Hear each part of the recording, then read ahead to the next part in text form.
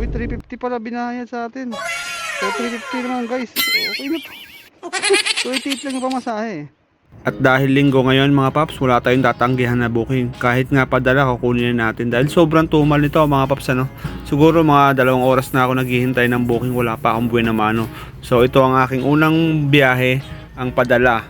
So ang biyahe nito mga paps ano, Taytay to Caloocan. So medyo malayo-layo rin. Pero ayun nga lang mga paps, nagdadalawang isip na ako kumuha ng padala talaga. Parang ayoko nga kunin sana talaga to kasi medyo malayo rin talaga.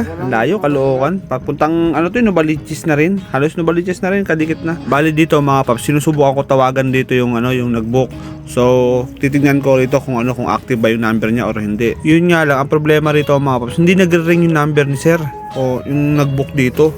So ito na nga sinasabi ko, isa ito sa mga nakikita kong magiging problema rito. Kapag hindi nyo makontak yung nagpadala, so kapag nandoon na kayo sa drop-off, wala kayong makakontak dyan kasi kahit yung nasa drop-off, hindi nyo rin makakontak. So yun talaga ang number 1 na problema rito na madalas namin na-encounter, kaya talagang ayaw namin kumuha ng mga padala.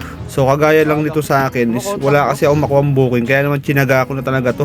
So nag-tip naman dito si sir Pero na-active yung number mo sir? Active po yan number niyo?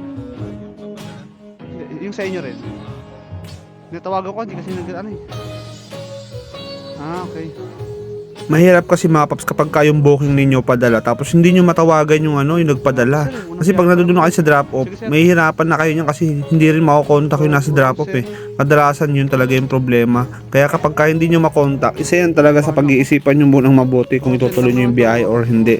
Pagka hindi nyo makontak, nako, ang sakit sa ulo niyan mga paps, promise. So ito na nga mga paps, kinuha ko na yung padala ni sir na frozen lang naman to mga paps, ilang piraso lang to. Wala pa nga 2 kilos. Maliit lang naman din siya, kaya naman goods na goods siya sa akin. Parang wala lang akong dala nito.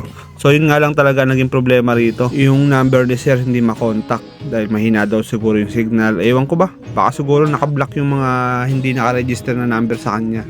May mga binlock silang number. Ganoon naman kadalasan sa mga customer eh. Hindi naman din sila natatawagan kapag ewan ko baka may kami iniiwasan tawag. Di ba ganun yun mga paps? Sa palagay ninyo mga paps, anong dahilan bakit kaya minsan naka-block yung mga number na hindi naka-register sa kanila? Hindi naka-save. At sa part na to mga paps, inaantay ko na lang si sir dito kasi nagpapalit pa nga dahil nga buong 1,000 yung pera ni sir. So buwan na mano pa lang kasi to mga paps, tsaka wala talaga akong dalang pera. At tsaka wala rin talaga akong pera. Yun talaga yun literal. Kaya nga tayo bumabiyahe kahit linggo eh. Para may budget tayo. So dito mga paps, inaantay ko na lang dito yung bayad ni sir kasi babayaran na daw niya agad. Mas okay din tong ganito para makapagpagas agad tayo. So ito. At dumating na kasi sir, dala yung bayad niya. So ayan, kinuha ko na. So diretso sok-sok agad ako dito mga paps, hindi ko na chinek yung payment kung magkano yung binayad niya sa part na to. So basta sinilid ko na lang sa bag ko, tapos tsaka ako na chinek yan pag alis ko. So ito, tara. So tara guys, ito na tayo. On the way na tayo sa padala. So 288, ginawa naman 300. 300 ba? Hindi ko nga na-check pala eh. Wait lang, check ko lang yung payment. Uy, 350 pala binayad sa atin. So 350 naman guys. Okay na to. 288 lang yung pamasahe. At ayun na nga mga paps, jackpot tayo sa booking na to. 288 lang yung pamasahe, ginawan 350. So sobra-sobra na yun mga paps, kaya naman talagang tuwan-tuwa tayo sa booking na to. So yun talaga, kaya naman nagmadali na tayo rito makapunta sa drop-off. So tara, let's go! Dito na agad tayo mga paps. O diba? Dito na agad tayo. Saan nga ba rito? Yun ang tanong. Dito na tayo agad. So dito na nga mga paps, dito na nagsisimula yung ating magiging problema. So pagdating natin dito sa drop-off location, so hindi na natin makontak yung nagre-receive, yung magre-receive ng padala na to. So ito na nga ang problema rito mga paps. So, tawag tayo ng tawag diyan. Dito kasi yung pinaka-pinpoint eh. Yun nga lang, hindi pala dito sa part na to, lagpas na pala ako. So yung bandang kalagitnaan lang pala yun. Buti na lang itong si rider na isa, si ma'am, na sa atin, nagsabi saan daw banda. Buti na lang talaga may mga gantong rider salamat tayo pa, shoutout dito kay madam na rider ng parcel. So yan, nagkusa na siya kasi naiya ako magtanong eh. So sa part na to, yan, sinusubukan, nakapokus kasi ako sa part na yan na ano, tawagan na lang yung magre-receive. So yun nga lang, hindi talaga hindi talaga makontak. So namumroblema na ako niyan. Paano to? Ang naiisip ko, pag hindi to tumawag talaga, pipilitin kong i-cancel yung i-drop off ko na lang to sa app, tapos dadalhin ko sa Angkas Tagumpay Center yung pinadala. No, kasi minsan nakakaasar kasi, ganun, ang tagal. So ito ang tagal ko rito, ang haba ng video na to mga paps, ano. Kasi natagalan talaga ako dito sa magre-receive nito eh. So yun talaga ang problema rito mga paps, kapag ka nakakuha kayo ng booking na padala, ganito kadalasan ang nangyayari. So ito yung nagpapatagal sa atin, kaya tayo natatagalan makakuha ng panibagong booking.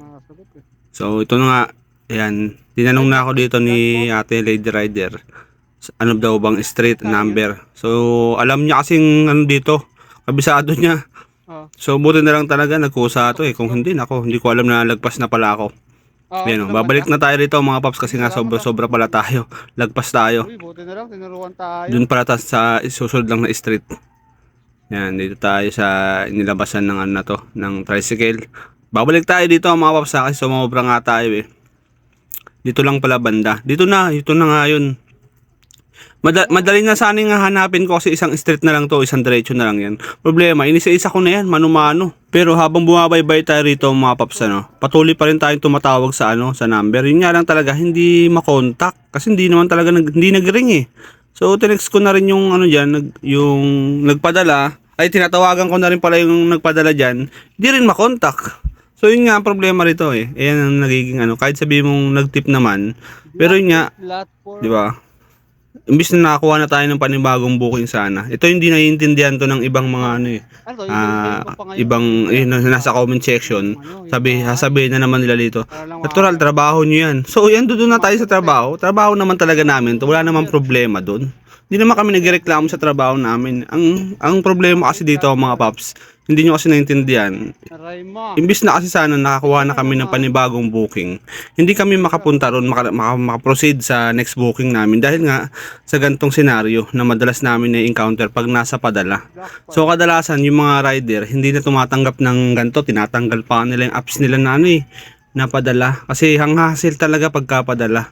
So sana maintindihan nyo rin, no, na hindi naman kami nagreklamo about sa trabaho namin. Walang problema, kasi ginusto namin to. Gusto namin trabaho namin. Yun nga lang talaga, sa mga customer na nagpapadala, maging naman tayo sa mga rider na na nagdadala ng parcel ninyo. Basta yung contact number ninyo, sana laging laging aware. Lagi kayong aware na may tumatawag sa inyo, hindi yung hindi yung ang hirap niyo makontak, hindi kayo matawagan. Ewan ko ba bakit? Kadalasan talaga ganun. So ito mga paps, ang tagal ko rito, pabalik-balik ako, paikot-ikot ako dito mga paps. So hindi na natin papakita yung mga part na yun, kasi sobrang, siguro ko dito, kulang-kulang isang oras ako dito mga paps. So di ba, ang laking bagay sana nun, hindi sana nakakuha na ako ng booking nun. Dito sa part na to mga paps, naiisip ko nang dalhin sa Angkas Tagumpay Center itong parcel na o yung pinadala na to. Kasi nga talagang talagang ewan ko ba bakit hindi kasi makontak. Pero ayoko naman gawin kasi sayang din, kasi nandito na talaga ako. Yun nga lang talaga ewan ko bakit hindi makontak. Hindi rin makontak yung yung nagpadala.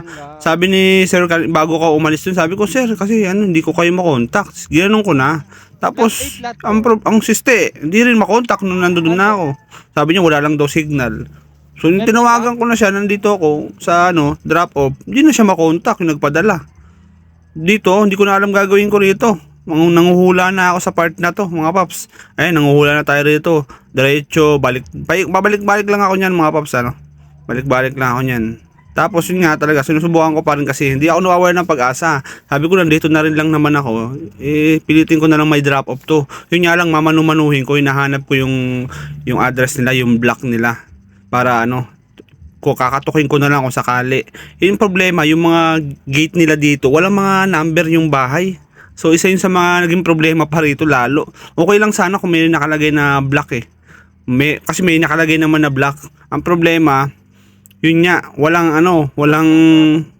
number. So ito, nagtanong na tayo rito. Yun nga lang problema, hindi rin alam. So yun, balik na naman tayo. O di ba, napakahaba ng oras na nasayang sa atin. Halos kulang-kulang isang oras talaga ako dito mga paps sa paghanap. So So, pumasok tayo rito, nagtanong na rin tayo dito, wala rin.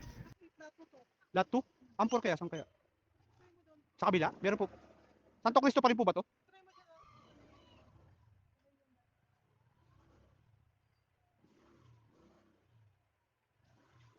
Dito?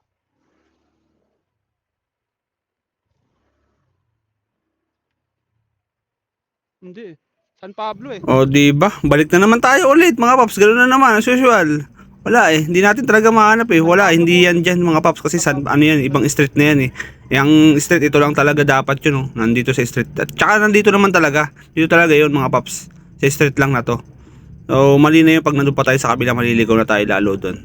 So, dito mga paps ano, ano naman tayo to, hanap na naman tayo rito. Nang walang kasiguraduhan. O, di ba? Tapos babalik na naman tayo niyan, abante. O, hanap na naman tayo. Ganon kahirap mga paps kapag padala yung nakuha na booking. So, kadalasan talaga, hindi natin masisisi yung mga rider kaya naman ayaw na kumuha ng mga padala. Dahil sa ganito lagi ang na-experience namin, no? Lalo na ako. Ito, isa na to sa mga patunay na yung na-experience namin sa padala booking na yan, ganito ang senaryo. Pahirapan makahanap ng ano. So ito, nahanap ko na sa part na to kaya naman di ko na pinakita. Dyan lang hanggang sa part na yan kasi ang focus lang naman ng video na to is makita nyo lang yung senaryo na nangyayari kapag kapadala yung ano, yung booking namin. So yun lang naman, ang gusto ko i-point out dito is sana maging ano lang tayo, aware kapag ka meron tayong transaction na ganito, no? So yun lang, maraming salamat mga paps at brum brum. Mag-ingat tayong lahat at magbaon ng maraming pasyensya, no? Woo! Sa wakas, nakapag-drop off na rin tayo mga paps. So yun lang hassle talaga minsan sa mga padala talaga, no? Pero goods pa rin kasi nag-tip naman yung ano eh, nagpadala eh. Yun nga lang, talagang hirap. Ang hirap talaga sa padala kasi ano, yan talaga ano, pag kukuha kayo ng padala mga paps. Oh, sinasabi ko sa inyo, lintik lang ang galit ninyo. Pag may na pasyensya nyo. So yun lang, hanap ulit tayong booking. Ganun talaga.